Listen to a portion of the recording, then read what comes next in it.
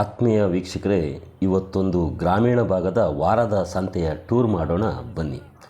ಈ ಗ್ರಾಮೀಣ ಭಾಗದ ಸಂತೆಗಳು, ಅದರಲ್ಲಿಯೂ ವಾರಕ್ಕೊಮ್ಮೆ ನಡೆಯುವ ಸಂತೆಗಳು ಅಂದರೆ ಇವು ನಮ್ಮ ಬೆಂಗಳೂರು ಅಥವಾ ನಗರದ ತರಕಾರಿ ಮಾರ್ಕೆಟ್ಗಳ ಥರ ಅಲ್ಲ. ಇಲ್ಲಿ ವಾರಕ್ಕೊಮ್ಮೆ ಸಂತೆ ಸೇರೋದ್ರಿಂದ ಇಲ್ಲಿಯ ವಿಶೇಷವೇ ಬೇರೆ ಥರ ಇರ್ತದೆ. ಇಲ್ಲಿ ಬರೀ ತರಕಾರಿಯನ್ನಷ್ಟೇ ಮಾರಾಟ ಮಾಡೋದಿಲ್ಲ, ಬೇರೆಲ್ಲ ವಸ್ತುಗಳು, ಒಂದು ಗೃಹೋಪಯೋಗಿ ಏನೇನು ವಸ್ತುಗಳಿರ್ತವೆ ಅವೆಲ್ಲವೂ ಕೂಡ ಈ ಒಂದು ಗ್ರಾಮೀಣ ಸಂತೆಯಲ್ಲಿ ಸಿಗ್ತವೆ. ನಾವೀಗ ತುಮಕೂರು ಜಿಲ್ಲೆಯ ಗುಬ್ಬಿ ತಾಲೂಕಿನ KG ಟೆಂಪಲ್ ವಾರದ ಸಂತೆಯಲ್ಲಿದ್ದೇವೆ. KG ಟೆಂಪಲ್ ಅಂದರೆ ಕಾಳಘಟ್ಟಮ್ಮ ದೇವಸ್ಥಾನದ ಸಂತೆ. ನಾನು ಈ KG ಟೆಂಪಲ್ ವಾರದ ಸಂತೆಗೆ ಯಾಕೆ ಹೋದ್ನಪ್ಪ ಅಂದರೆ, ಆ್ಯಕ್ಚುಲಿ ಇಲ್ಲಿ ವಾರಕ್ಕೊಮ್ಮೆ ದನದ ಸಂತೆ ನಡೀತದೆ. ಆ ದನದ ಸಂತೆಗೆ ಹೋಗಬೇಕು ಅಂತ ನಾನು ಹೋದಾಗ ಅಷ್ಟೊತ್ತು ಕಾಲೇ ದನದ ಸಂತೆ ಮುಗಿದೋಗಿತ್ತು. ಅಂದರೆ ಈ ತರಕಾರಿ ಸಂತೆ ಮಂಗಳವಾರ ನಡೀತಾ ಇದೆ, ಅದು ಸೋಮವಾರವೇ ಮುಗಿದೋಯ್ತು ಅಂತೇಳಿ ಹೇಳಿದರು. ಹೀಗಾಗಿ ಅನಿವಾರ್ಯವಾಗಿ ಈ ವಾರದ ಸಂತೆಯನ್ನೇ ನಿಮಗೆ ಒಂದು ಟೂರ್ ಮಾಡಿಸೋಣ ಅನ್ನೋ ಕಾರಣದಿಂದ ಈ ವಿಡಿಯೋವನ್ನು ಮಾಡ್ತಾಯಿದ್ದೇನೆ. ಈ ಗ್ರಾಮೀಣ ಭಾಗದ ಸಂತೆಗಳ ವಿಶೇಷ ಏನಪ್ಪ ಅಂದರೆ, ಇಲ್ಲಿ ವ್ಯಾಪಾರಿಗಳು ಇರ್ತಾರೆ. ಅಂದರೆ ವಸ್ತುಗಳನ್ನು ಕೊಂಡುಕೊಂಡು ಬಂದು ಆ ವಸ್ತುಗಳನ್ನು ಸಂತೆಯಲ್ಲಿ ಮಾರಾಟ ಮಾಡಿ ಜೀವನೋಪಾಯ ಮಾಡುವಂತಹ ವ್ಯಾಪಾರಿಗಳು ಇರ್ತಾರೆ. ಅಲ್ಲದೆ ರೈತರು ತಮ್ಮ ಹೊಲದಲ್ಲಿ ಬೆಳೆದಂತಹ ವಸ್ತುಗಳನ್ನು, ತಾವೇ ಉತ್ಪಾದಿಸಿದ ವಸ್ತುಗಳನ್ನು ತಂದು ಈ ವಾರಕ್ಕೊಮ್ಮೆ ನಡೆಯುವ ಸಂತೆಯಲ್ಲಿ ಮಾರಾಟ ಮಾಡುವಂಥವರು ಕೂಡ ಇರ್ತಾರೆ. ಹೀಗಾಗಿ ಈ ರೈತರು ಬೆಳೆದ ವಸ್ತುಗಳನ್ನು ಇಲ್ಲಿ ಮಾರಾಟ ಮಾಡೋದ್ರಿಂದ ಇಲ್ಲಿ ಸ್ವಲ್ಪ ಬೆಲೆ ಕೂಡ ಕಡಿಮೆ ಇರ್ತದೆ ಮತ್ತು ವಸ್ತುಗಳು ತಾಜಾತನದಿಂದ ಕೂಡಿರ್ತವೆ. ಅಂದರೆ ಈಗ ನಮ್ಮ ಬೆಂಗಳೂರಿನ ತರಕಾರಿ ಮಾರುಕಟ್ಟೆಗೆ ತರಕಾರಿ ಎಲ್ಲಿಂದ ಬರ್ತದಪ್ಪ ಅಂದರೆ, ನಮ್ಮ ರಾಜ್ಯದ ನಾನಾ ಭಾಗಗಳಿಂದ, ಅಂದರೆ ಹಾಸನ, ಮಡಿಕೇರಿ, ಶಿವಮೊಗ್ಗ, ಹೀಗೆ ನಾನಾ ಭಾಗಗಳಿಂದ ಅಲ್ಲಿಗೆ ತರಕಾರಿ ಸರಬರಾಜಾಗ್ತದೆ. ಮತ್ತು ದೇಶದ ಬೇರೆ ಬೇರೆ ಭಾಗಗಳಿಂದಲೂ ಕೂಡ ಅಲ್ಲಿಗೆ ತರಕಾರಿ ಬರ್ತದೆ. ಆದರೆ ಈ ಗ್ರಾಮೀಣ ಸಂತೆಗೆ ಬರುವಂತಹ ತರಕಾರಿ ಸುತ್ತಲಿನ ರೈತರು ಬೆಳೆದಂತಹ ತರಕಾರಿಯೇ ಆಗಿರ್ತದೆ.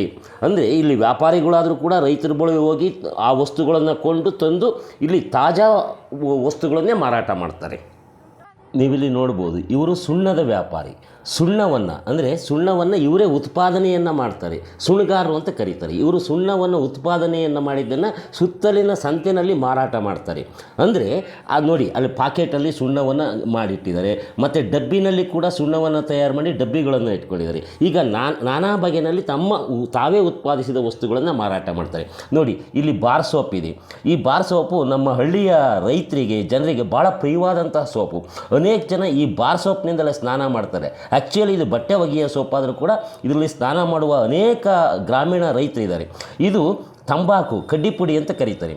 ಈ ಕಡ್ಡಿಪುಡಿ, ಈ ತಂಬಾಕು ಬಹುತೇಕ ನಮ್ಮ ಗ್ರಾಮೀಣ ಸಂತೆಗಳಲ್ಲೇ ಹೆಚ್ಚು ಸಿಗುವಂಥದ್ದು, ಬೇರೆ ಕಡೆ ಸಿಗೋದಿಲ್ಲ. ನೋಡಿ, ಅಡಿಕೆಯನ್ನು ತೂಗಲಿಕ್ಕೆ ಒಂದು ಪುಟ್ಟ ತಕ್ಕಡಿ. ಈ ನಮ್ಮ ಹಳ್ಳಿಯ ಜನ ಈ ಸಂತೆಗೆ ಬಂದವರು, ಅವರು ತಮ್ಮ ವಸ್ತುಗಳಿದ್ರೆ ಮಾರಾಟ ಮಾಡಿ ಹೋಗ್ಬೇಕಾದ್ರೆ ಇಲ್ಲಿ ಎಲೆ, ಅಡಿಕೆ, ತಂಬಾಕು ಎಲ್ಲವನ್ನು ಕೊಂಡ್ಕೊಂಡು ಹೋಗ್ತಾರೆ. ಅಂದರೆ ಅವ್ರಿಗೂ ಮತ್ತೆ ಒಂದು ವಾರಕ್ಕಾಗುವಷ್ಟು ಇಲ್ಲಿ ಕೊಂಡ್ಕೊಂಡು ಹೋಗುವಂತಹ ಅಭ್ಯಾಸ ಇರ್ತದೆ. ನಾನು ಈ KG ಟೆಂಪಲ್ ಸಂತೆಯನ್ನು ಟೂರ್ ಮಾಡಿದ್ದೇನೆ ಹೊರತು ಬಹುತೇಕ ಯಾವ ವಸ್ತುಗಳ ಬೆಲೆಯನ್ನು ವಿಚಾರಿಸ್ಲಿಕ್ಕೆ ಹೋಗಲಿಲ್ಲ. ಆದರೆ ಈ ವಿಳೆದೆಲೆ ಬೆಲೆಯನ್ನು ವಿಚಾರಿಸ್ತೀವಿ. ಎಷ್ಟು ಗೊತ್ತಾ, ಒಂದು ಕಟ್ಟಿಗೆ 20 ರೂಪಾಯಿ ಹೇಳಿದರು. ನನಗೆ ಆಶ್ಚರ್ಯ ಅನ್ನಿಸ್ತು, ಏನಿದು ಎಲೆಯ ರೇಟು ಇಷ್ಟು ಕಡಿಮೆ ಆಗಿದೆಯಲ್ಲ ಅಂತ. ಯಾಕೆಂದರೆ ಇದು 100 ಮೇಲೆ ಹೆಚ್ಚು ಕಮ್ಮಿ ಇರ್ತದೆ.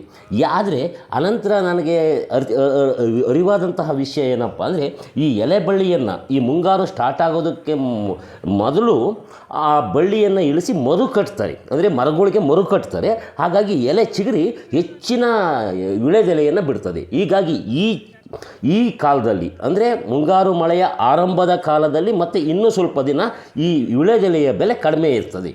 ನೀವಿಲ್ಲಿ ನೋಡ್ತಿರುವಂಥದ್ದು ಕರಿಮೀನು, ಅಂದರೆ ಕರಿಮೀನು ಸಿಗಡಿಯ ಮಾರಾಟ ನಡೀತಿದೆ, ಅಂದರೆ ಒಣಮೀನು. ಈ ಒಣಮೀನು ಸಂತೆಯಲ್ಲಿ ಸಾಮಾನ್ಯವಾಗಿ ಎಲ್ಲ ಸಂತೆಯಲ್ಲೂ ಮಾರಾಟ ಮಾಡ್ತಿರ್ತಾರೆ. ಹಾಗೆ ಇಲ್ಲಿ ನೀವು ನೋಡ್ತಿದ್ದೀರಲ್ಲ, ಇದು ಬೋಟಿ, ಅಂದರೆ ಮೇಕೆ ಅಥವಾ ಕುರಿಯನ್ನು ಕೊಯ್ದು ಬೋಟಿ ವ್ಯಾಪಾರ ಅಥವಾ ಮಾಂಸ ವ್ಯಾಪಾರ ಕೂಡ ಈ ಸಂತೆಯಲ್ಲಿ ನಡೀತಿದೆ. ಅಂದರೆ ಎಲ್ಲ ರೀತಿಯ ಪದಾರ್ಥಗಳು ಕೂಡ ಈ ನಮ್ಮ ಗ್ರಾಮೀಣ ಸಂತೆಗಳಲ್ಲಿ ಸಿಗ್ತವೆ.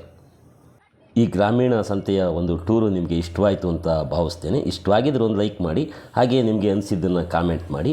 ಈ ನೇಟಿವ್ ನೆಸ್ಟ್ ಯೂಟ್ಯೂಬ್ ಚಾನಲ್ಗೆ ಇನ್ನೂ ಸಬ್ಸ್ಕ್ರೈಬ್ ಮಾಡ್ಕೊಳ್ಳೋದೇ ನೀವು ವಿಡಿಯೋ ನೋಡಿದರೆ ದಯವಿಟ್ಟು ಸಬ್ಸ್ಕ್ರೈಬ್ ಮಾಡ್ಕೊಳ್ಳಿ. ಮತ್ತು ಈ ವಿಡಿಯೋ ಹೆಚ್ಚು ಇಷ್ಟವಾಯಿದರೆ ಶೇರ್ ಮಾಡಿ, ನಿಮ್ಮ ಸ್ನೇಹಿತರಿಗೂ ಕಳಿಸಿ. ಎಲ್ರಿಗೂ ನಮಸ್ತೆ, ನಮಸ್ತೆ, ನಮಸ್ತೆ.